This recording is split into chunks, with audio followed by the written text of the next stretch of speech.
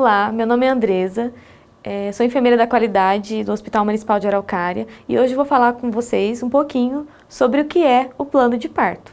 O que é o plano de parto? O plano de parto é um documento feito pela gestante onde ela registra tudo aquilo que ela deseja durante a assistência médica hospitalar em relação ao seu trabalho de parto e nos cuidados com o recém-nascido pós-parto também. Deve sempre levar em conta que o trabalho de parto ele é dinâmico e pode, às vezes, acontecer dele não sair conforme o que a gestante planejou. Vou falar para vocês um pouquinho quais as situações em que o plano de parto pode ser seguido de acordo com a vontade da gestante. Uma gravidez de baixo risco, um trabalho de parto com idade gestacional acima de 39 semanas, sem intercorrências. Situações em que o plano de parto não seja possível acontecer de acordo com o desejo da gestante. Situações de urgência ou de alto risco em que tanto a mãe como o bebê correm perigo. Essas situações fica estabelecido a critério médico a tomada de decisão para que o parto ocorra da melhor forma possível, com maior segurança, tanto a mãe como o bebê.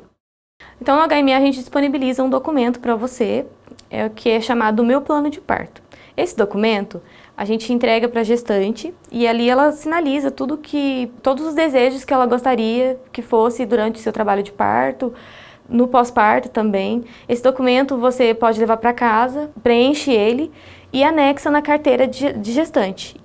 Então, assim, a partir do momento que você chegou ali no HMA, a equipe vai receber a sua carteirinha de gestante, vai avaliar ali o que você gostaria, né, que fosse o teu parto e vai avaliar você, né, sua condição clínica para ver se realmente vai poder fazer daquela forma que está descrita, que você colocou, ou não. Tudo a partir do critério médico. Aqui no HMA a gente também deixa algumas sugestões de enxoval para vocês levar aí para a maternidade, que assim, na hora de ir para a maternidade a gente fica na dúvida do que levar. O que podemos levar então? Por exemplo, você pode levar uma coberta, 2 mantinhas apenas, né?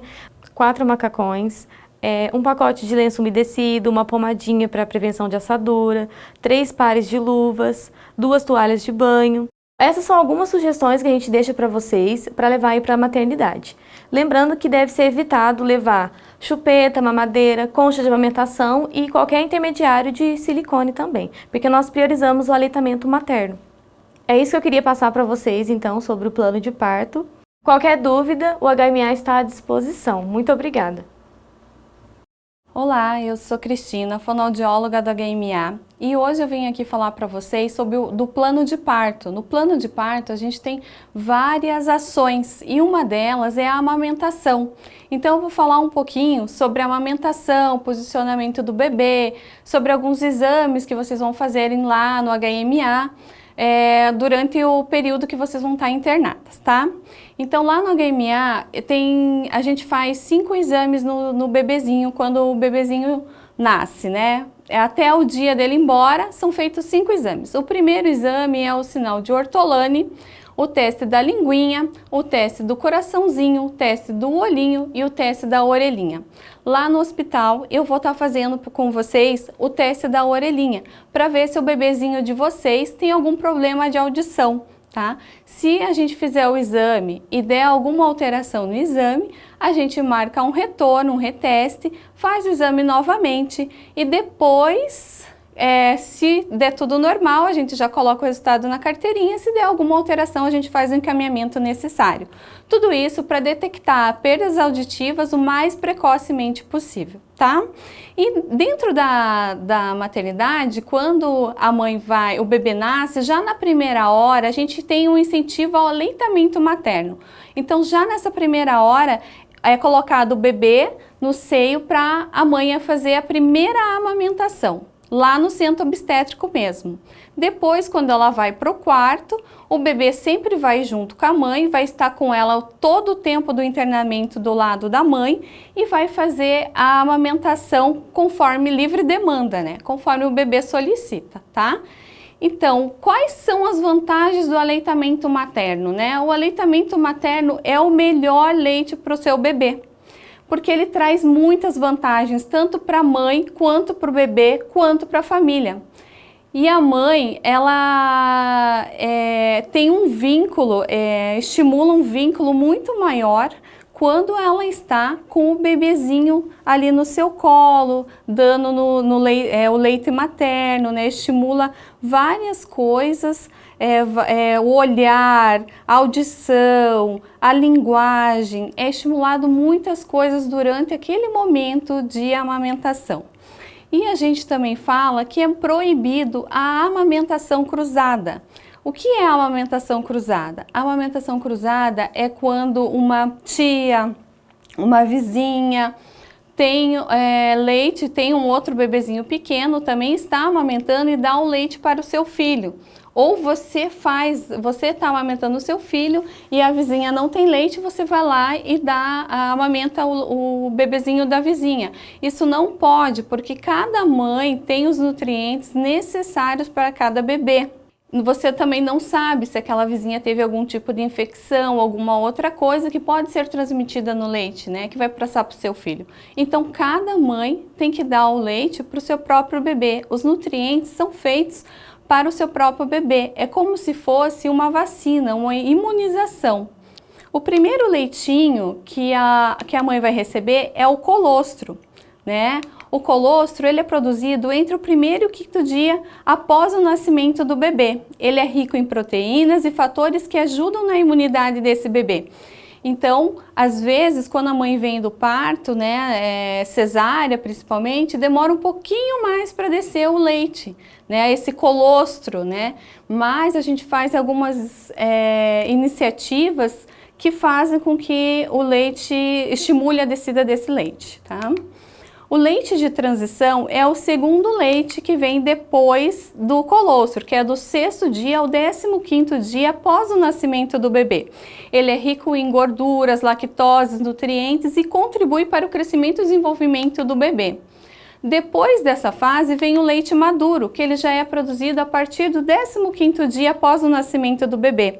Esse leite tem nutrientes importantes para a criança e é o reflexo da alimentação da mãe. Então, nessa fase que o bebê começa a ter as cólicas, né? Tudo que a mãe se alimenta pode refletir em cólica para o bebê.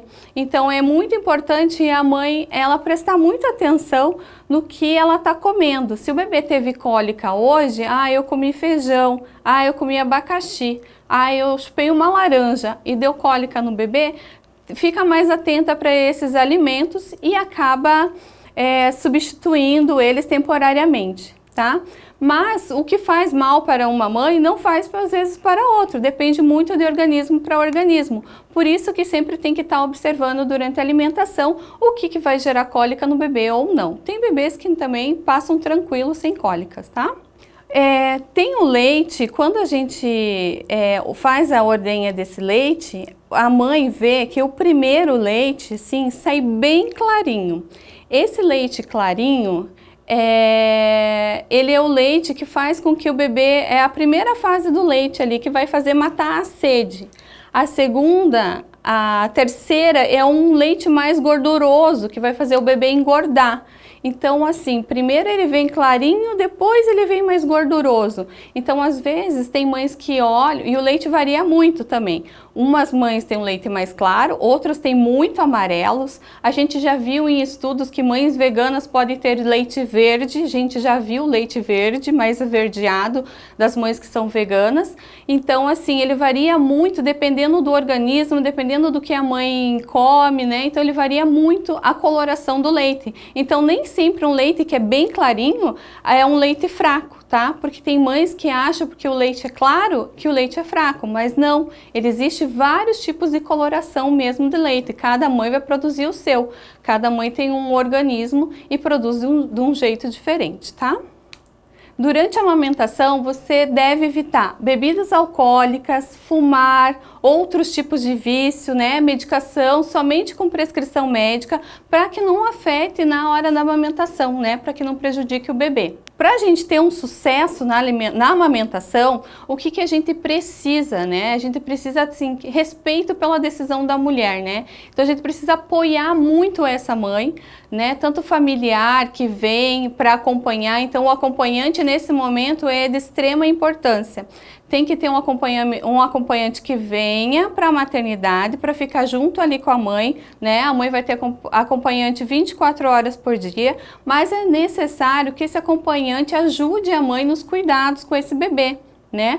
Ajude a mãe na hora do banho, ajude a mãe na hora da amamentação, ajude na hora de trocar a fralda, na hora que vai levar o bebezinho para pesar, né? Então a mãe precisa muito desse apoio, né?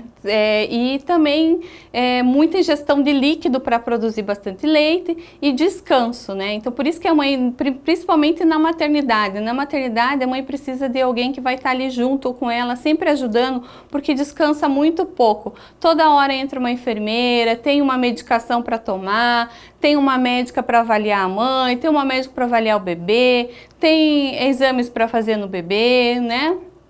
Então são diversas situações que fazem com que a mãe precise de ajuda nesse momento. Então é muito importante ter alguém junto com a mãe, né? Ela ter um acompanhante que vai ali ajudar ela nesse período, tá? E quais são os benefícios do aleitamento materno, tanto para a mãe quanto para o bebê?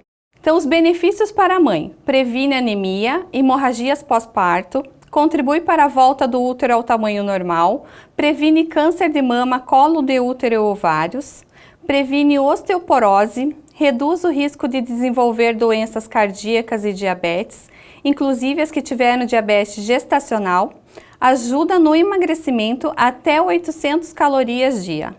Já para os bebês, reduz em 13% a mortalidade até os 5 anos, rico em nutrientes e sais minerais. Provoca menos cólicas nos bebês, colabora para a formação do sistema imunológico da criança, previne alergias e infecções respiratórias e previne a obesidade. Agora eu vou mostrar para vocês alguns posicionamentos de como a gente pode pegar o bebê para amamentar, tá? Então, existem vários posicionamentos para amamentar, tá? Então, o bebê, você pega o bebezinho, levanta o bracinho dele, coloca embaixo do seu braço, que a cabeça fique apoiando a lateral aqui do braço, coloca a barriguinha do bebê junto na sua barriga, para ela poder pegar melhor o seio materno, tá? O que a gente fala? Que o seio materno, você vai ter que puxar um pouquinho, às vezes, o queixinho do bebê, para encaixar melhor o seio materno. Tem mães que têm um seio muito volumoso. Então, o que a gente faz? O bebê, às vezes, não consegue, na posição que a gente está habituada, mamar desse jeito. Então, a gente tem que, às vezes, fazer cavalinho, fazer com que ele abra as pernas e deixar o bebê mais sentadinho para mamar. Às vezes, a gente vai ter que dar uma invertida, vai ter que colocar o bebê ao contrário, apoia aqui o corpo do bebê e a cabecinha do bebê e coloca ele para mamar. Então, são vários posicionamentos que a gente pode estar amamentando. Depende muito do jeito que o seu bebê vai conseguir ser amamentado. A gente mostrou os posicionamentos de amamentação, agora a gente vai mostrar a forma correta do bebê mamar, né? O posicionamento, a pega desse bebê na hora de mamar. Então, a boca do bebê de frente para a mama, ele vai tocar o lábio no mamilo. Quando ele toca esse mamilo, ele tem um reflexo de abertura de boca. A língua, ele se projeta para frente e para baixo e o bebê abocanha boa parte da areola e começa a desenvolver a sucção. Já na mamadeira, ele não consegue fazer isso, porque o lábio superior, ele bate, né, em cima da mamadeira, mas o inferior não. Então, a gente pode observar nos vídeos que quando o bebê está amamentando no seio, a quantidade de fluxo de leite que sai é muito menor de quando ele sai na mamadeira. Quando o bebê está ali sugando na mamadeira, no vídeo dá para observar que o fluxo de leite é muito maior. Isso pode acontecer em engasgos no bebê, tá? Então, por isso que tem que cuidar muito com o fluxo de leite quando ele é dado na mamadeira, porque ele é muito maior. Agora a gente vai falar sobre os prejuízos causados pela mamadeira e pela chupeta, tá? Durante o longo da vida desse bebê, porque ele não vai causar só quando o bebê é pequeno, ele vai até a fase da infância, quando o bebê começa a adquirir o vocabulário, as primeiras palavras, né? E vai decorrente na escola, 5, 7 anos, 8 anos, ele pode ter uma dificuldade de fala. A utilização da mamadeira, chupeta ou chupar o dedo também pode acarretar prejuízos no desenvolvimento da arcada dentária, empurrando esses dentes para a frente, contra a gengiva, assim deixando uma abertura entre a arcada superior e inferior, o que também poderá trazer consequências, fala, mastigação, deglutição.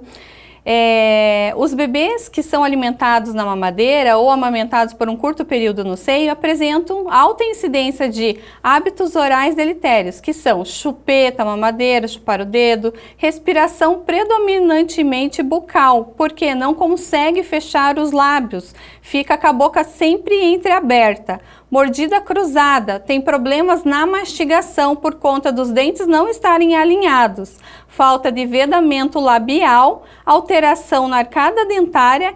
Quando o bebê ele suga no seio materno, a mandíbula ela desenvolve e faz com que o bebê fique com crescimento harmônico da face. Quando ele tem um crescimento desarmônico, ele quando cresce lá pelos 15 anos, por aí, já começa a ter que procurar um ortodontista para alinhar essa arcada dentária inferior com a superior, né, através de aparelhos odontológicos para melhorar. E vai ter que fazer fonoterapia para melhorar também a parte de posicionamento de língua, porque se você põe o aparelho e não faz esse trabalho de posicionamento de língua, vai se perder todo o trabalho depois, a língua volta a bater no dente e volta a empurrar o dente novamente. Agora a gente vai falar da concha de amamentação. Ela não é recomendada o uso dessa concha de amamentação, pois ela prolifera muito fungos e bactérias, tá? Aperta demais a região dos mamilos, superestimula as mamas fazendo uma pressão e o vazamento pode não parar de cessar. Pode ocorrer vasoconstrição, impedindo a livre circulação de leite e sangue na região, podendo causar mastites, engurgitamento mamário ou até evoluir para problemas mais graves, e demora para cicatrizar as fissuras. Alguns cuidados que a gente precisa ter com as mamas. Não estimule as mamas, pois ela pode liberar ocitocina, podendo causar contrações e trabalho de parto prematuro. Nos casos de gravidez de risco, caso a mãe esteja amamentando, deve ser interrompida. Após o parto, lavar a mama somente com água e sabão, passar o próprio leite em volta dos mamilos para hidratar. Dê preferência para sutiã sem bojo. Em caso de fissuras, usar os rolinhos. Esses rolinhos, eles são feitos com a própria fraldinha do bebê, de boca, paninho de boca. Você faz tipo uma rosquinha, enrola ela e prende e coloca entre o mamilo e o sutiã, para que ele permita que cicatrize mais rápido no caso da mãe fazer uma fissura no seio materno. Alguns dos problemas que podem acontecer com a mama da mãe é a mastite, tá? Então a mastite, ela vai inflamar toda essa parte aqui do seio materno, porque o leite está descendo, mas a mãe não está dando conta, o bebê não está dando conta de sugar, de puxar, a mãe não está conseguindo esvaziar essa mama o suficiente e produz muito leite rapidamente. Então o que a mãe tem que fazer? Uma ordenha manual, fazendo uma pressãozinha toda em volta aqui, faz uma pressão, faz forte, pressiona, pressiona, aí puxa, faz a ordenha, pressiona, pressiona, pressiona, pressiona, todo em circular, faz a ordenha, para tentar extrair esse leite que fica acumulado ali e não ocasionar essa mastite. Além da mastite, também pode ocasionar fissuras, né? Quando o bebê não faz uma pega correta, acontece a fissura, racha o bico do seio da mãe. Principalmente a mãe que não tem bico, que tem uma mama mais plana, um bico mais plano. Então faz com que o bebê pegue muito na pontinha e acaba não conseguindo sugar o suficiente, né? porque ele tem que, quando a gente viu nos outros vídeos lá atrás, ele tem que abocanhar toda a auréola. E se ele pegar só aqui, ele vai fazer uma pressão muito forte, fazendo com que essa mama acabe fissurando, acabe rachando. E isso dói muito.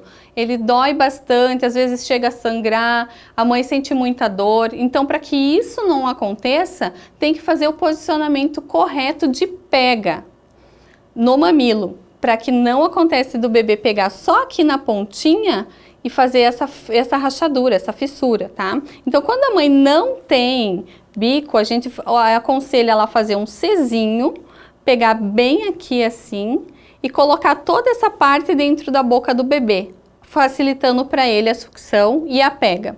Assim não vai machucar e não vai ocorrer a fissura.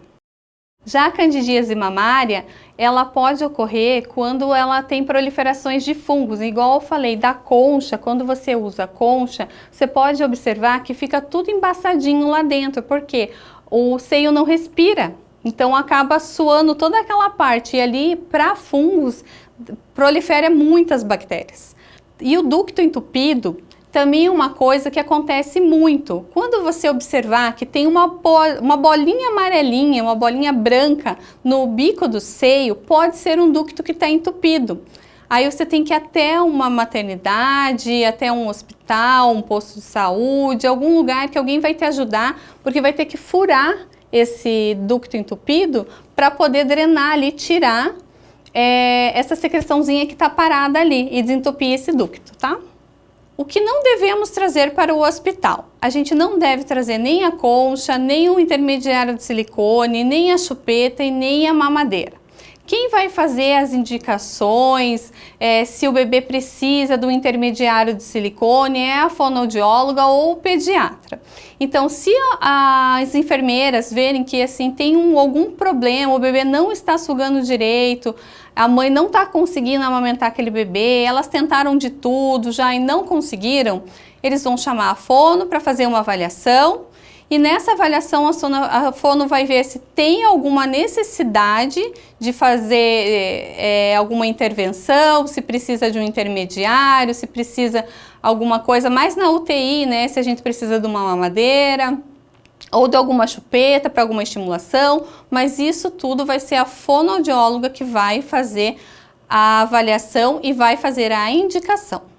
Lá no hospital, a gente costuma fazer a translactação e a relactação, que ajuda muito a mãe a descida do leite. Quando a mãe vem para o quarto e demora muito para descer o leite, a gente usa esse método. A gente pega o leite, o complemento, o leite artificial, coloca ali numa sondinha que vai ser grudado no bico do seio, coloca o bebê para mamar e ele sugando esse leite, o leite vai descendo e vai indo para ele. E essa estimulação que ele faz com que a mãe comece a produzir o leite, a descida do leite, e ele vai associar uma coisa com a outra, que ele está sugando em seio materno e que o leite está descendo para ele. Então a gente prefere que esse primeiro momento seja feito dessa forma para que o bebê não se acostume com fórmula e que não seja estimulada a mama, para que a mãe consiga amamentar esse bebê, né? Então ele tem muitas vantagens a relactação. Ele fortalece a musculatura da boca do bebê, de sucção, de deglutição, a língua, tudo isso é fortalecido. Então, pessoal, é isso que eu tinha para falar para vocês sobre a amamentação, que amamentar no seio é uma tarefa muito difícil, mas vale muito a pena. Tem alguns bebês que quando chegam ali na maternidade, eles têm a maior facilidade, já chegam sugando, já chegam mamando. Outros bebês têm um pouco mais de dificuldade, mas eu falo para as mães terem calma, paciência, que a gente está lá para ajudar. Eu fico à disposição, se vocês precisarem de alguma coisa, eu sempre vou estar lá na maternidade para estar ajudando vocês. Olá, eu me chamo Carla, sou enfermeira, trabalho no HMA, sou pós-graduanda em enfermagem obstétrica. Hoje eu vim falar para vocês sobre a rotina do parto, do pré-parto, parto e pós-parto. Essas rotinas são recomendações do Ministério da Saúde. Então, todas as rotinas que o HMA desenvolve é baseado no Ministério da Saúde. Então, boas práticas. A gente vai falar de boas práticas no centro obstétrico. Primeiramente, a gente vai falar sobre a lei do acompanhante de 2005, referente à liberação do acompanhante durante o internamento, durante o pré-parto, parto e pós-parto. Vocês vão chegar para internar e vai ser liberado o acompanhante sem problema nenhum. Houve algumas situações há um tempo atrás que não estava liberado acompanhante devido à pandemia, mas o HMA ele preconizou a liberação do acompanhante. Então, quanto ao acompanhante, não vai ter problema. Outra coisa que é bem importante falar é sobre o uso de celular dentro do centro obstétrico. O uso do celular dentro do centro obstétrico não é permitido. Depois que for para a enfermaria, é liberado o uso do celular. Dentro das boas práticas ainda do centro obstétrico, nós temos que falar um pouquinho sobre a dor, né? No momento do internamento, vai ser verificado que você já está em trabalho de parto, então vai internar, vai subir para o centro obstétrico. No centro obstétrico, vocês já vão estar iniciando o trabalho de parto. A enfermagem está lá no sentido de ajudar vocês quanto a encontrar maneiras de aliviar essa dor. Posições, adotando diversas posições, tentando manter a calma. A gente oferece o apoio emocional para vocês. Dentro das boas práticas do centro obstétrico, tem a bola de pilates, a bola terapêutica. Ela facilita o trabalho de parto, acelera o trabalho de parto, a movimentação em si acelera o trabalho de parto. O fato de ficar muito tempo parada só dificulta e atrapalha o trabalho de parto. Então a bola, você tem toda a liberdade de fazer a bola, a gente vai estar ensinando a movimentação da bola, subir em cima da bola, fazer movimentos circulares na bola. Além de auxiliar no trabalho de parto, vai auxiliar na dor do trabalho de parto. Dentro das boas práticas tem o chuveiro, nós temos o chuveiro dentro do centro obstétrico. O chuveiro com água quente facilita muito também, alivia a dor, né, do trabalho de parto e acelera. Dentro do centro obstétrico vocês ficam livres para se movimentar, como eu falei. A movimentação auxilia no trabalho de parto. Dentro ainda das boas práticas da movimentação, adotar diferentes posições, levantar da cama, agachar, evitar de ficar deitada, porque o fato de estar deitada não favorece muito o trabalho de parto. Então a gente vai estar sempre orientando, incentivando vocês a estar adotando diversas posições, agachada, levantada, caminhando, para tudo isso para ajudar vocês mesmo no sentido do trabalho de parto. Continuando nas boas práticas, o caminhar, como eu já tinha falado, e por que não dançar, né? Dançar também ajuda bastante, a gente tem música, facilita bastante. Quem sentir vontade de dançar, pode dançar também. Aquelas mais descontraídas, mais animadas, podem dançar também. A gente topa dançar junto. Depois de verificado todo o trabalho de parto, auxiliado o trabalho de parto, os médicos, a equipe multiprofissional vai estar juntamente com vocês a todo momento avaliando o trabalho de parto e finalmente chega a hora do nascimento. O nascimento pode acontecer em qualquer local dentro do centro obstétrico. Não necessariamente precisa ser levado para uma sala obstétrica. Pode ser no leito que você está mesmo. No leito que você chegou, você fica até ganhar o bebê. Não necessariamente precisa ser levado para uma sala de parto específica. Isso para deixar mais à vontade, mais humanizado. Você tem direito de escolher aonde você quer ganhar o bebê. Então, chega o momento do nascimento, pode ser ali no leito mesmo, né? Aí depois que nasce o bebê, a gente faz o contato pele a pele. Óbvio, se o bebê estiver bem, tiver chorado, ele nasce um pouquinho roxinho, mas depois ele vai ficando com uma corzinha rosinha. Se ocorrer tudo bem, a gente deixa o bebezinho ali com você, no colo, pele a pele, até poder estar liberado para fazer os cuidados com o pediatra.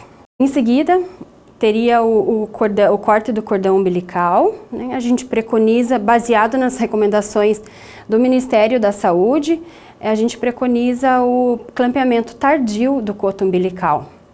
Esse clampeamento favorece maior aporte de sangue para o bebê, maior aporte de ferro, então o bebê fica mais tempo ligado em você, né? Então ele recebe grandes benefícios. E a gente preconiza esse clampeamento tardio, geralmente de 1 a 3 minutos, que fica com o cordão ligado. E o pai também se sentir vontade, a gente oferece, né, se o pai se sentir vontade, confiante e conseguir, ele pode estar cortando o cordãozinho umbilical também. Depois do clampeamento do cordão umbilical e do contato pele a pele, a gente preconiza o aleitamento materno na primeira hora de vida. O aleitamento materno na primeira hora de vida, ele traz milhões de benefícios para o bebê, favorece o vínculo materno. Então, é muito importante que amamente na primeira hora de vida. Dando continuidade sobre o nascimento, a gente tem um pouquinho para falar sobre a placenta. A placenta é um órgão que é gerado somente na gestação. O organismo tem esse poder, né, de desenvolver um órgão específico para a gestação. E a nossa cultura, ela não dá tanta importância à placenta, né? Depois que nasce o bebê, despreza a placenta e às vezes a gestante nem acaba vendo a sua própria placenta. Então uma forma de recordação a gente faz a árvore da vida. A placenta em si, ela tem o formato de uma árvore, né? Que a gente diz que é a árvore da vida mesmo. A gente faz um carimbo nela, passa tinta guache nela e faz um carimbo numa folha de sulfite e entrega como recordação para quem quiser. Tem gente que gosta de guardar, então a gente acaba fazendo. Depois de todo esse processo dentro do centro obstétrico, nasceu o bebê, o pai acompanhou, o médico examinou, tá tudo bem com o bebê, tudo bem com a mãe, vai para a enfermaria. Lá na enfermaria não é permitido visita devido à pandemia. Não é permitido também trazer alimentos. O hospital fornece todo o alimento que você vai precisar. O banho do bebê só é feito com 12 horas de vida. A gente faz o banho com 12 horas de vida para preconizar um maior aporte de calor, que o bebê nasce com uma gordurinha na pele. Essa gordurinha se chama vernix. Esse vernix, ele traz calor para o bebê e é uma maneira de hidratação da pele do bebê. Então, quanto mais tardiamente tirar esse vernix, melhor. Por isso que a gente faz com 12 horas de vida. Na enfermaria também são feitos testes preconizados pelo Ministério da Saúde, teste do coraçãozinho, da orelhinha, da linguinha e do pezinho. Todos esses testes são feitos durante o internamento, até o dia da alta. Também é feito na maternidade a primeira dose da vacina da hepatite B, uma vacina bem importante que é realizado antes da alta. A visita médica é feita na parte da manhã, diariamente. Todos os dias, então, o médico passa a visita, examina, o médico, o obstetra, o pediatra, a equipe toda multiprofissional está sempre em acompanhamento diariamente. Auxílio na amamentação. Também é fornecido esse auxílio. Se tiver alguma dificuldade na amamentação, é só avisar, a enfermagem vai estar sempre ali conversando e se atentando a essa dificuldade. A gente tem uma sala própria para amamentação, com maior privacidade, a gente pode estar auxiliando nessa sala de amamentação. Também é proibido o uso de bico artificiais. Então a gente pede que que não tragam para o hospital bicos artificiais, mamadeiras, bicos de silicone, chupetas, que isso atrapalha na amamentação. Então a gente pede para não trazer, se houver a necessidade de um bico intermediário, que é o bico de silicone, vai ser avaliado durante o internamento e é solicitado para que vocês tragam. A previsão de alta é com 48 horas de vida, é uma previsão de alta. Se tiver tudo bem com a mãe e com o bebê, alta com 48 horas de vida.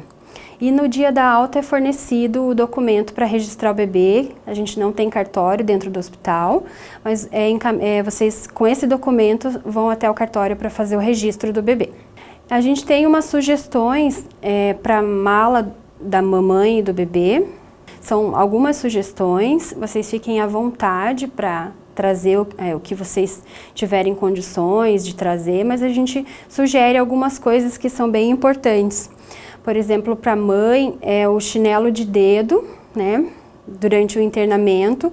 Dentro do centro obstétrico, acaba indo para o banho, acaba estourando a bolsa. Então, estando com um chinelo de dedo facilita para a gente e para vocês também. Trazer o pijama, né, o sutiã e calcinhas adequados para pós-parto. O sutiã não precisa ser um sutiã específico para amamentação, mas que seja um sutiã grande, sutiã sem bojo, que facilita para a amamentação. A calcinha também, a mesma coisa, evitar de trazer calcinhas muito pequenas, que devido ao aumento de sangue, né, no pós-parto, dificulta a colocação do absorvente, então que sejam calcinhas maiores e adequadas para o pós-parto. Material de higiene, a troca de roupa, né, de vocês. Para o bebê a gente pede que traga a troquinha de roupa, a fralda, material de higiene, a mantinha, já estamos entrando no frio, então uma mantinha mais quentinha, touquinha, todo o material necessário para o bebê. Falando um pouco sobre as instalações do HMA, o HMA tem uma estrutura adequada, para atender as gestantes.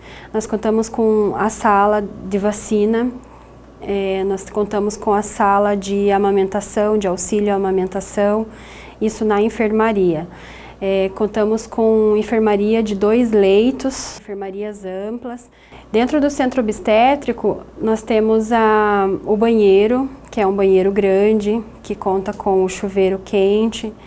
Temos os materiais adequados para a bola, né, um espaço amplo para caminhada, o leito de pré-parto são 2 leitos separados com biombo. A sala de parto é uma sala ampla, também toda equipada para o nascimento do bebê. E a sala de atendimento ao recém-nascido também é uma sala toda equipada com os materiais necessários para o nascimento do bebê. Então, para finalizar, a estrutura do HMA é uma estrutura equipada, adequada, uma equipe multiprofissional adequada e capacitada para o atendimento humanizado, baseado nas boas práticas do Ministério da Saúde. Eu fico à disposição para esclarecer dúvidas. O HMA está de portas abertas para recebê-las e muito obrigada. Olá, eu sou a doutora Nayade, eu sou médica obstetra do Hospital Municipal de Araucária e eu estou aqui para conversar com vocês hoje sobre as modificações que ocorrem na mulher durante a gravidez e também sobre as vias de parto. Então, as alterações fisiológicas que acontecem durante o período gestacional são aquelas alterações que acontecem no corpo da mulher, mas que elas não são nenhuma doença. Elas são simplesmente alterações e adaptações naturais do corpo da mulher à gravidez. No início, a gente tem alterações no útero, que ele precisa ser relaxado, tanto a sua musculatura quanto os ligamentos, para que ele consiga crescer e comportar o bebê e o líquido e a placenta. Até o final da gestação, o útero vai ter aumentado o seu volume de 500 até 1000 vezes. Enquanto a gente está grávida, o útero começa escondidinho lá dentro da pelve da mulher e ele vai subindo conforme a idade gestacional avança e o útero assim também aumenta de tamanho. Por volta das 12 semanas, o útero está começando a sair da cavidade pélvica, que é embaixo dali do ossinho púbico da mulher, e vai começar a entrar dentro da cavidade abdominal. Aqui a gente tem circulado a altura uterina quando a gente está de 12 semanas de gestação.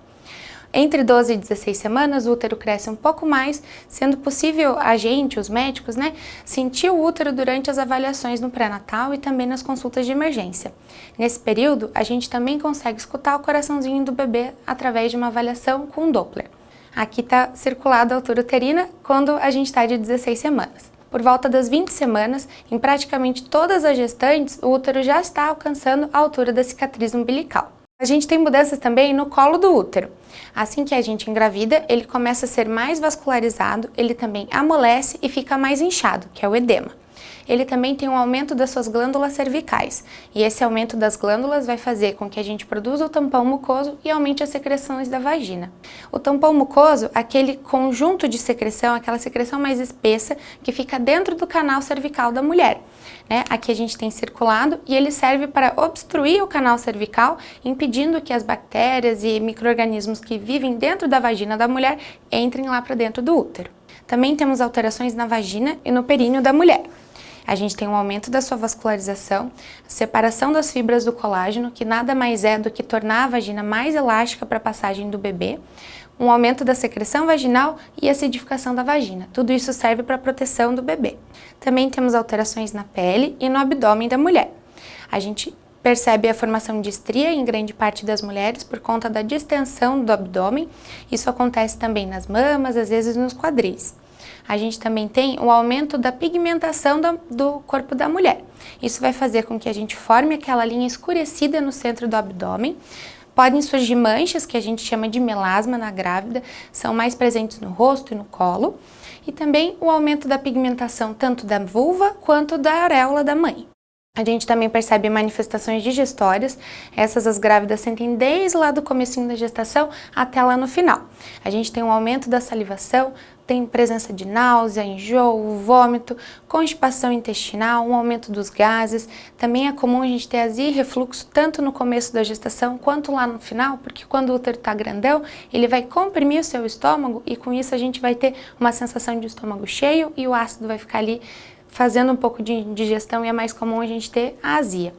A gente também tem o ganho de peso que todas as grávidas vão perceber durante a gestação. Esse ganho de peso não é só do bebê e nem só de gordura. A gente tem um aumento das mamas, que também vai refletir no seu peso, um aumento no seu sangue, o peso do bebê, do útero, da sua placenta, o líquido amniótico, o inchaço que a mulher vai ter e também, claro, a gordura. A gente tem manifestações também cardiocirculatórias e hematológicas na gestação. Então, a gente tem um aumento do coração da mãe, também um aumento da frequência cardíaca da mãe. A gente percebe um aumento do volume de sangue, até de 1,5 litro até o final da gestação. Esse sangue, como ele vai aumentar de uma forma bem repentina, ele vai estar um pouco mais diluído, que a gente fala. E isso vai fazer com que as grávidas tenham aquela anemia, que é presente em praticamente todas as gestantes.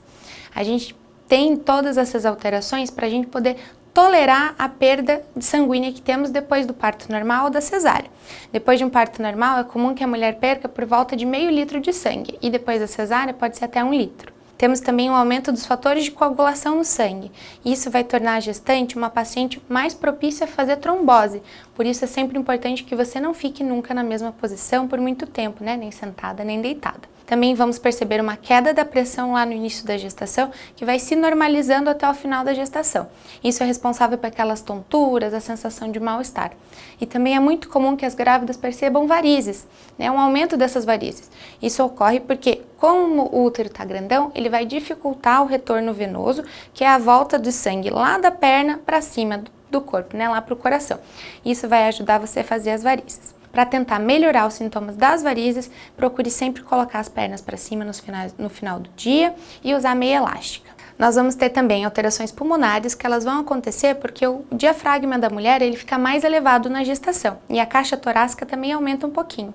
Isso faz com que a nossa frequência respiratória aumente e a gente tenha uma sensação de falta de ar, de dispneia. Essa sensação ela é mais frequente lá no final da gestação. E, por último, mas não menos importante, a gente tem as alterações musculoesqueléticas. Essas alterações são muito importantes porque grande parte das gestantes vão sentir dores durante a gestação, principalmente na coluna, e é por conta do que eu vou explicar agora. Então, durante a gestação, a gente tem esse relaxamento dos músculos e dos ligamentos que eu já comentei, que acontece lá no útero, ele acontece com todos os seus outros músculos.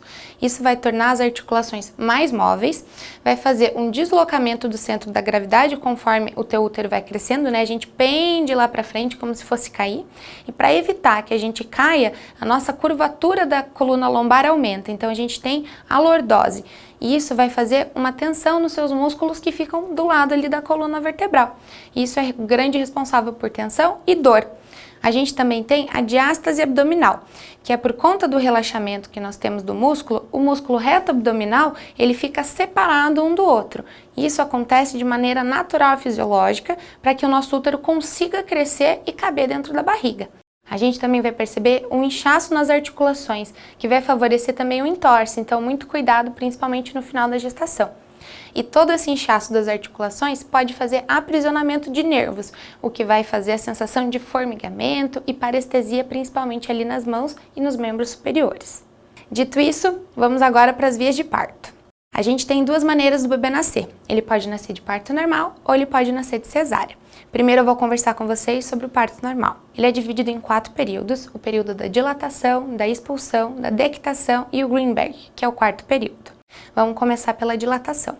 Então, a gente tem esse período dividido em outros 2. O primeiro é a fase latente e o outro é a fase ativa. A fase latente é um período onde nós temos contrações, mas elas são contrações mais leves, com intervalos ali maiores do que 5 minutos, mas elas já são regulares. Nesse período a gente não tem mudanças no colo do útero tão rápidas, elas costumam ser mais lentas. Em geral, a mulher está ali com dilatação de até 5 centímetros. Esse período dura em média de 20 horas em pacientes que nunca tiveram parto antes e até 14 horas em pacientes que já tiveram mais de um parto antes. Mas lembrando, ele pode durar muito menos e às vezes muito mais. A gente tem então a fase ativa do trabalho de parto, ali da fase de dilatação, que é uma fase onde as contrações estão bem intensas, elas têm intervalos menores do que 5 minutos, costumam durar mais de 50 segundos e elas são bem ritmadas. Com isso, geralmente a mulher tem uma dilatação maior do que 6 centímetros. Nessa fase, a gente tem mudanças significativas do colo, elas acontecem de maneira mais rápida. Nessa fase, é a fase ideal para a mulher ser internada por conta do trabalho de parto. Aqui nessa foto, a gente observa o colo do útero em 2 imagens visto pelo exame especular, que é aquele aparelhinho que a gente coloca dentro da vagina da mulher para conseguir olhar o colo do útero. Na primeira imagem, a gente vê o colo do útero fechado. E na segunda imagem, a gente vê o colo do útero aberto e a bolsa brilhando lá no fundo da vagina. Nessa hora, quando a gente está na fase de dilatação do trabalho de parto, a gente recomenda que as mulheres façam uso das analgesias não farmacológicas. O bom desses métodos é que eles podem ser utilizados tanto em casa quanto no hospital. Eles incluem desde movimentação da mulher, procurar posições mais confortáveis, se manter ativa, chuveiro, bola.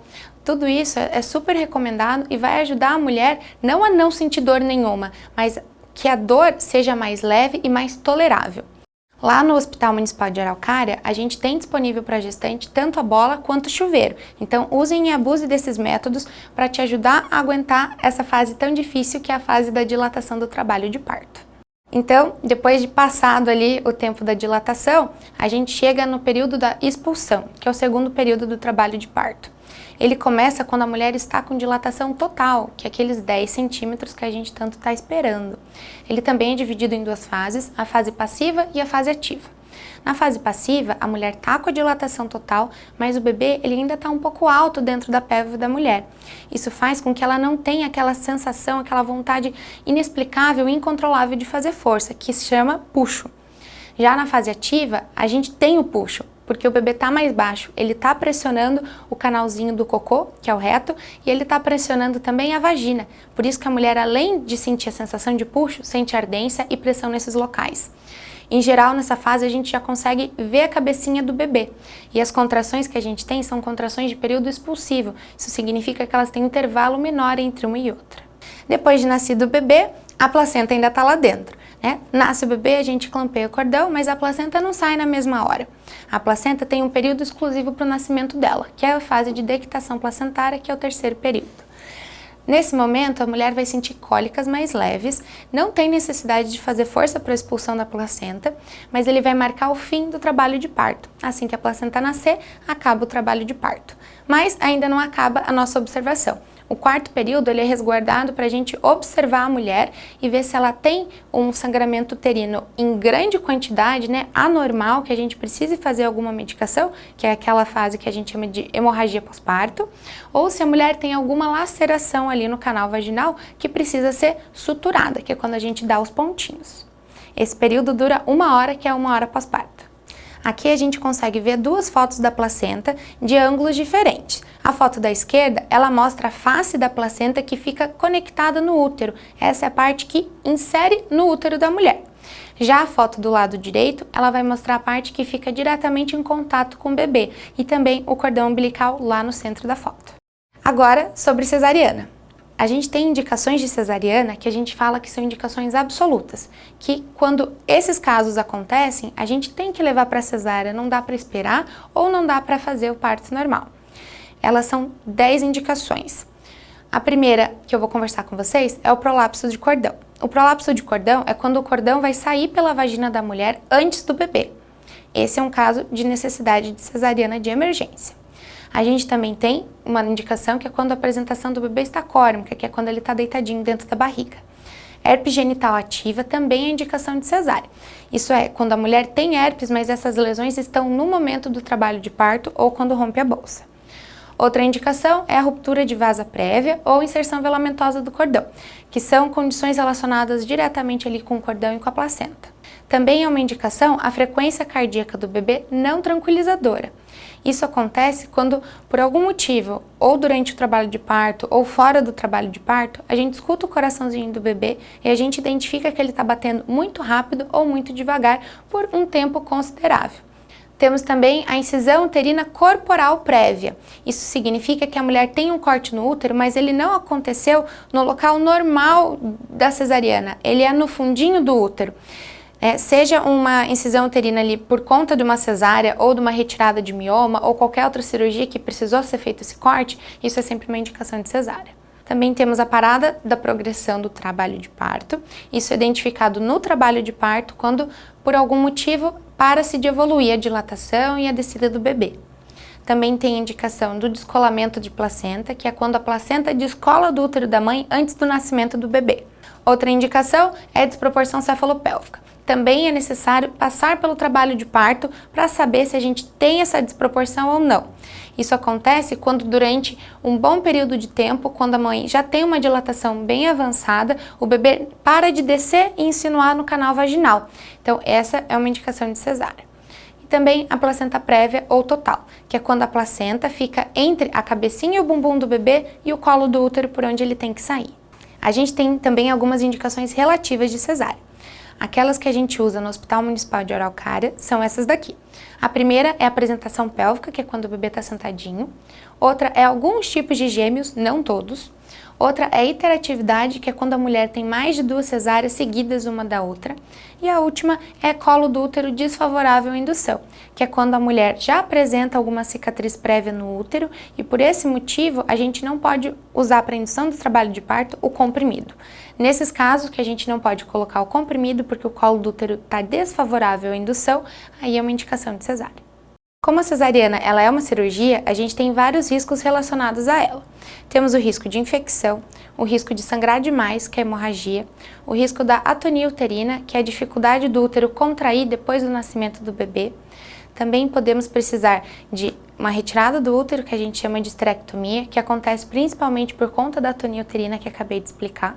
E com tudo isso a gente tem um risco aumentado, tanto de transfusão sanguínea quanto de precisar ir para UTI. Também temos aquelas complicações que são mais superficiais, que elas são decorrentes da cicatrização não estética da ferida operatória. Isso também pode incomodar a mulher depois da cesariana. A gente tem também os riscos relacionados ao procedimento anestésico, tanto complicações quanto reações por conta da medicação que é utilizada.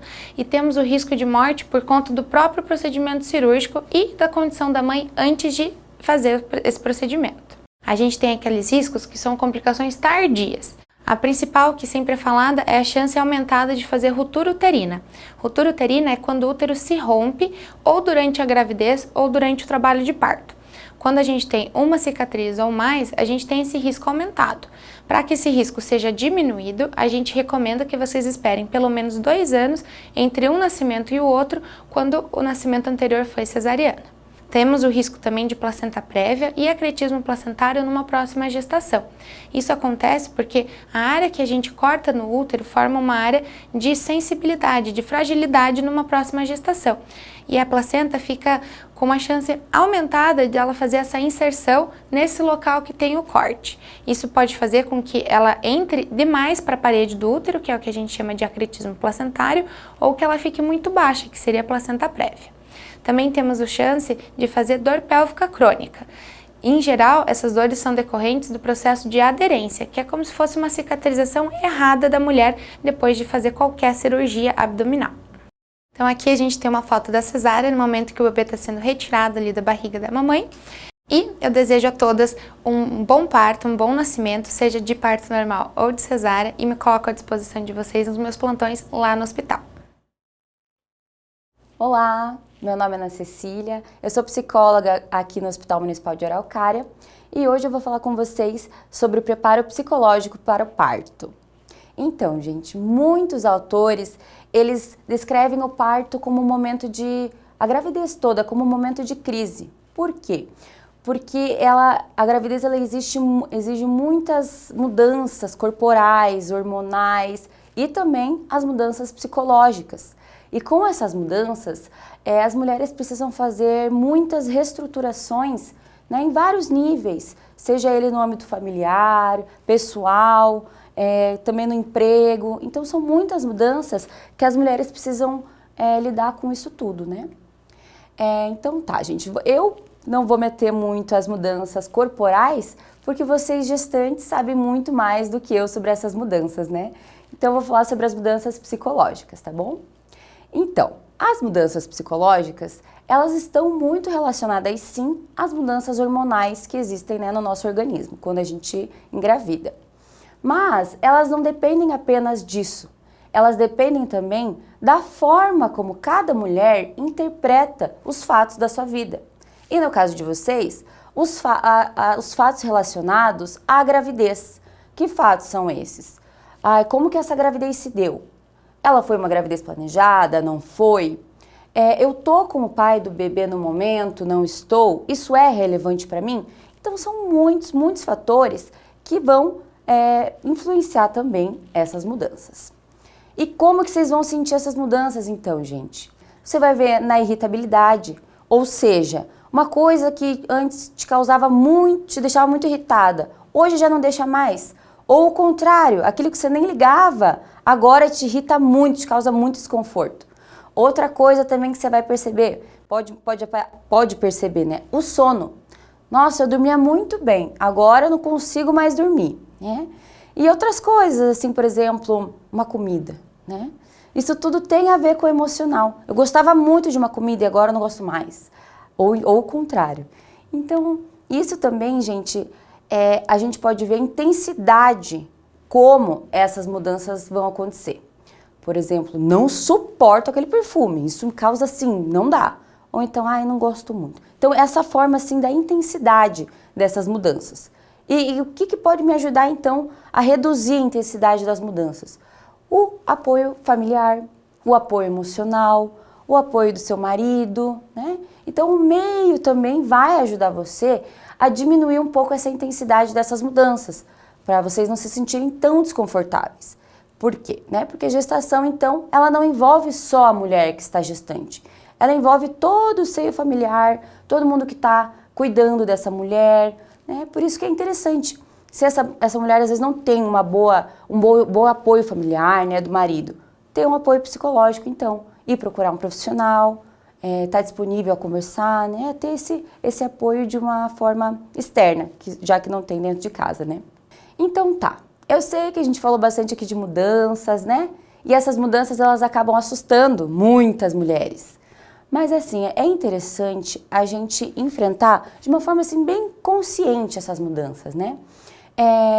Por exemplo, vamos pensar sobre todas elas. É necessário fazer planos, né? Como é que vai ser quando meu filho nascer? Né? Que mudança que eu vou precisar fazer na minha casa, no meu trabalho, vou precisar fazer? Vou ter um apoio de uma pessoa que vai me ajudar? Vamos pensar sobre essas mudanças. Vou pensar na mudança que vai acontecer com o meu corpo também. Porque às vezes essa mudança corporal a gente sabe mais ou menos quais são. Mas a gente não pensa e pode acabar influenciando a gente também. Nossa, não, meu seio ficou muito maior do que eu pensei. Tá me deixando desconfortável. Então, vamos tentando se planejar para isso tudo. A barriga, teve estria, não teve estria? Vamos pensar nas possibilidades, todas que envolvem uma gestação. E também o parto, né? Que esse momento assusta muito a mulherada. Então, o que eu digo? Tirem dúvidas no pré-natal, nas consultas de vocês. Isso que vai deixar vocês mais calmas, né? Ter conhecimento sobre o tema. Mas uma coisa eu digo, não fiquem observando muito assim, casos, né, de parto, como é que foi o parto de uma, como é que foi o parto da outra, porque a experiência de cada mulher é única. Por isso que eu digo, tire dúvidas quanto ao que vai acontecer com o seu corpo, mas não leve muito em conta o julgamento de mulheres com relação a partos, porque cada parto é um, cada corpo é um corpo, então esse momento é único, é de vocês, é especial sim, e eu gostaria que vocês aproveitassem esse momento, porque é um momento bonito e sintam-se preparadas e assim, gente, calma. Quando esse bebê nascer, vocês vão, né, aprender muita coisa, mas assim, nunca duvide do potencial de vocês como mães. Vocês conhecem o bebê de vocês melhor do que qualquer um, né? Vocês carregaram eles no ventre de vocês 9 meses, então vocês conhecem eles, tá? Então fiquem calmas. Outra coisa que é interessante pro momento do parto, se preparar para ele, por exemplo, num sentido do autoconhecimento. O que me acalma? Tem algum alongamento que eu possa fazer no momento ali que vai me deixar um pouquinho mais relaxada?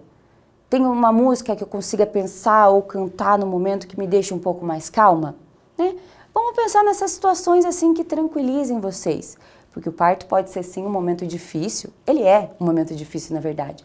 Então tudo que puder acalmar vocês e deixar vocês mais tranquilas é interessante ter em mente para usar nesse momento. Então, mulherada, bom preparo de parto para vocês, qualquer coisa eu estou aqui para ajudá-las. Olá, meu nome é Jéssica, eu sou enfermeira do Serviço de Controle de Infecção Hospitalar do Hospital Municipal de Araucária. Diante da situação em qual estamos vivendo atualmente, a pandemia, nós tivemos que realizar algumas mudanças no processo de atendimento às gestantes e puérperas suspeitas ou confirmadas de Covid. Um deles é a mudança do fluxo do pós-parto Covid. Como que será feito? As gestantes chegam com cesárea agendada ou em trabalho de parto, elas são encaminhadas para o pronto-socorro obstétrico respiratório, esse sendo diferenciado das outras gestantes, para que a gente não coloque as outras em risco. Ali são realizados exames e a consulta médica para ver como que está o quadro dessa gestante. Após isso, ela é encaminhada para o centro cirúrgico geral. Ela será atendida num centro cirúrgico diferente, não no centro cirúrgico obstétrico a qual ela seria atendida. Para quê? Para que a gente não coloque as outras gestantes em risco. Após o nascimento, o recém-nascido ele não vai ter um contato pele a pele em primeiro momento com essa puérpera. Por quê? A gente precisa avaliar, realizar exames, um atendimento médico para ver se o recém-nascido vai precisar de cuidados mais intensivos, ou seja, uma UTI neonatal. Caso ele não precise desses cuidados intensivos, ele retorna para o contato pele a pele com a mãe. De primeiro momento, ela já pode realizar a amamentação, desde que sejam tomadas todas as medidas assépticas, ou seja, higienização das mãos, uso de máscara todo o tempo, higienização dos braços, e desde que ela consiga amamentar nesse primeiro momento. Após isso, eles serão encaminhados, assim que eles estejam estabilizados, para o quarto. Seguindo notas orientativas da Secretaria de Saúde do Estado do Paraná, nós permitimos que essa puérpera fique junto do seu recém-nascido. Porém, todas as medidas de prevenção vão ser tomadas. Ela será atendida pelos profissionais de saúde, enfermeiro, médico, técnico de enfermagem, fisioterapeuta, assistente social, tudo que for possível, todos eles paramentados e ela em um quarto em isolamento. Será permitido também um acompanhante, porém esse acompanhante não pode pertencer ao grupo de risco, não pode ter uma idade acima de 60 anos, nenhuma comorbidade, não pode também ser o contato domiciliar dessa puérpera. Por quê? A gente tem que entender que ele não pode, esse contato, esse cuidador vai prestar atendimento direto para o recém-nascido, então ele não pode oferecer riscos. Ele não vai ficar prestando cuidado direto para a mãe, e sim para o recém-nascido. A gente entende que o RN não vai estar contaminado, já que estudos comprovam que não tem transmissão vertical. Por isso que não vai ter aquele contato pele a pele no primeiro momento, porque caso ele precise de cuidados intensivos, a gente não precisa isolar ele na UTI neonatal. Por isso que a gente não permitiu nesse primeiro momento. É mais uma medida de segurança. A amamentação vai ser permitida em livre demanda, porém tem que ser realizado, como a gente já explicou, né, o pós-parto, a higienização das mamas, higienização dos braços, se ela conseguir trocar de roupa, né, no momento que for fazer a higienização, colocar uma roupa limpa. Uso de máscara todo o tempo ela vai ficar e ela tem que ficar com um distanciamento de 1,5 m desse recém-nascido. Ele vai ficar num berço normal, né, ele só fica numa incubadora mesmo se ele ficar lá na UTI neonatal. Caso ele precise de cuidados intensivos, ele vai ficar, a gente não vai conseguir, não vai ter como permitir que a mãe fique junto, né, na UTI neonatal, lá só ficam os recém-nascidos mesmo. Outra medida que a gente tem que reforçar bastante, uma orientação, que esse acompanhante que vai prestar os cuidados diretamente somente ao RN, de preferência, ele tem que ser um acompanhante até a alta hospitalar desse recém-nascido. Não será permitido que essa acompanhante ou esse acompanhante saia do quarto. Todas as refeições deles serão disponibilizadas no quarto, os banhos e todas as outras questões que ele precisa realizar ali no quarto. Não será permitido que ele fique transitando nos corredores e nem nas dependências do hospital. A gente tem que prevenir a disseminação dessa infecção. Então, somente no quarto, a gestante, a puérpera, né, que já vai ser puérpera, já vai ter ganhado o RN e esse acompanhante vai ficar no quarto. Outra questão, gente, a gente quer reforçar para vocês que vocês continuem tomando todas as medidas de prevenção para que não ocorra isso. Por quê? Por mais que a gente ofereça esse serviço de qualidade, sejamos todos prestativos, não vai ser aquele acompanhante que você queria, não vai ser o pai, não vai ser a avó, porque eles podem ser os seus contatos domiciliares. Então a gente orienta que vocês reforcem e redobrem as medidas de prevenção. Uso de máscara, uso de álcool, a máscara sempre tem que estar limpa, tem que ser trocada frequentemente, distanciamento social, evitar ir em lugares que não sejam necessários, caso precise ir no mercado, numa farmácia, fazer alguma compra de alguma coisa, sempre mandar outra pessoa no teu lugar. Então assim, gente, evite nesse momento, vocês são do grupo de risco, redobrem todos os cuidados. A gente deseja que o parto de vocês seja totalmente, vai ser muito humanizado, mas não é bacana, né, que ele seja em isolamento, né? Então, para que vocês não precisem passar por isso, reforcem os cuidados e a gente deseja que o parto de vocês seja muito abençoado e que tudo dê certo. E o RN venha com muita saúde. Obrigada. Olá, eu sou Maria Aparecida, sou assistente social e estou coordenadora da equipe multiprofissional do Hospital Municipal de Araucária. A gente vê várias dificuldades que as mãezinhas apresentam e nós vamos falar hoje no plano de parto sobre a documentação necessária após o nascimento da criança. Nós vamos falar agora sobre o registro de nascimento. É uma dúvida que muitos pais têm. Hoje, com a Covid, gente, são 40 dias após o nascimento, o registro normal. Porém, agora com a Covid, a coisa está sendo mais maleável, tá? Não está precisando agendar ultimamente. Os documentos necessários. Quando os pais são casados, RG e CPF do declarante, certidão de casamento e a guia amarela que vocês vão receber lá no hospital.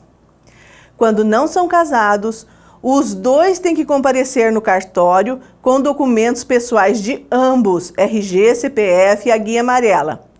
O primeiro registro é gratuito. Falamos sobre a certidão de nascimento, agora vamos falar sobre a licença maternidade, tá? A licença maternidade é um benefício que a mãe tem de continuar recebendo o seu salário após o parto. Para a aquisição dessa licença maternidade, a mãe tem que pegar o atestado médico da UBS de referência onde ela fez o pré-natal. A trabalhadora que está desempregada, ela precisa ter pelo menos 10 meses de contribuição do INSS, que daí dá garantia de segurada, que ela está contribuindo com a Previdência, ela também tem o direito. Os documentos necessários são identidade ou carteira de motorista, CPF, certidão de nascimento do bebê, carteira de trabalho, o comprovante que ela está contribuindo com o INSS. No caso da trabalhadora empregada, a própria empresa se responsabiliza de todo esse processo.